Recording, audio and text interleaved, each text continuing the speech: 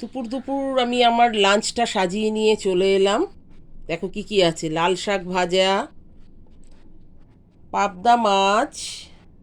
আজকেও আমি ওই পোস্ত আর সর্ষে দিয়ে একটু করেছি, এইভাবে আমরা খেতে একটু ভালোবাসি। আচ্ছা, এটা হচ্ছে ভোলা ভোলা মাছের ঝাল, সাথে আছে একটু চাটনি, আমের চাটনি।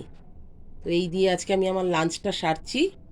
চোখ দেখিয়ে এসে ঝটপট ঝটপট করে আমি এই রান্নাগুলো ফটাফট করে করে ফেললাম। খুব বেশি দেরি এগুলো লাগে না।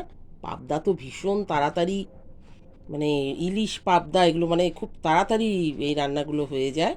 ভোলা মাছটাও আরেক দিকে বসিয়ে দিলাম, করে আমি এই লাঞ্চটা সাজিয়ে নিলাম। 12টা নাগাদ বসিয়েছি। তো চলো তোমরাও খেয়ে নিও। দুপুরবেলা বেশ কটা বাজলো, 1:30 বেজে গেছে। যে যার মতো খেয়ে নিও তোমরা, তোমাদের লাঞ্চটা নিয়ে বসে পড়ো। তো চলো আজকে এই অবধি, টাটা।